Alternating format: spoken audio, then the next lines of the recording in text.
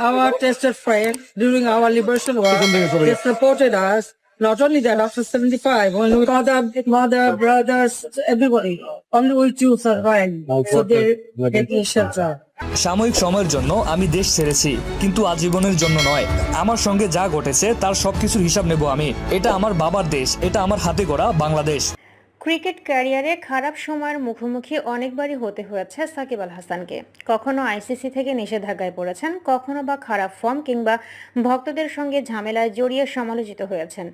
তবে এবারের ঘটনা সবকিছুকে ছাড়িয়ে গেছে। গত 5 আগস্ট সোমবার ছাত্র জনতার গণ অভ্যুত্থানের মুখে পড়ে প্রধানমন্ত্রীর পদ থেকে পদত্যাগ করে দেশ ছেড়ে পালিয়েছিলেন শেখ হাসিনা।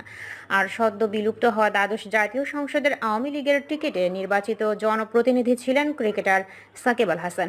মাত্র কয়েক মাসের ব্যবধানে সংসদ সদস্যের পদ খোয়ালেন। কানাডায় খেলতে নেমে চরম লাঞ্ছিতও হয়েছেন। এখন প্রশ্ন উঠছে সাকিবের ক্রিকেট ক্যারিয়ার নিয়ে। কোটা সংস্কার আন্দোলনে দেশ যখন উত্তাল, একের পর এক তাজা প্রাণ ঝরেছিল রাস্তায়। বিভিন্ন শ্রেণী পেশার মানুষের পাশাপাশি ক্রীড়াঙ্গনের অনেকে ছাত্রদের আন্দোলনের প্রতি সংহতি জানালেও নীরব ভূমিকায় ছিলেন সাকিব। এছাড়া বিদেশে সে সময় তিনি পরিবার নিয়ে দারুণ সময় কাটাচ্ছিলেন। কানাডার ফ্র্যাঞ্চাইজি লিগের ব্যস্ততার পাশাপাশি পরিবার নিয়ে ঘুরতেও দেখা গেছে তাকে। শুধু তাই নয়, প্রবাসী দর্শকরা আন্দোলনে তার ভূমিকা নিয়ে প্রশ্ন তুললে তিনি পাল্টা বলেছিলেন, দেশের জন্য আপনি কি করেছেন? দলের পতনের পর আওয়ামী লীগের নেতাকর্মীরা এখন এক প্রকার পালিয়ে বেড়াচ্ছেন। অনেকেই দেশের বাইরে চলে গেছেন এবং বাকিরা দেশ ছাড়ার চেষ্টায় আছেন। এমন অবস্থায় সাকিবের ক্রিকেটে ফেরা নিয়ে অনিশ্চয়তা আছে। গুঞ্জন আছে এমন পরিস্থিতিতে হয়তো দেশে ফিরবেন না তিনি।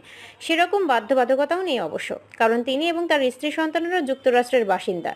এ বিষয়ে নাফিস বলেন, রাষ্ট্রপতির আদেশ অনুযায়ী সাকিব আল হাসান এখন সংসদ সদস্য নন, উনি একজন ক্রিকেটারই রয়েছেন। প্রত্যেকটা মানুষেরই নিরাপত্তার ব্যাপার রয়েছে। তো আমরা যেহেতু তার 12ই আগস্ট পর্যন্ত এনওসি রয়েছে, তারপরে তার বাংলাদেশ ক্রিকেট টিমের জয়েন করার কথা।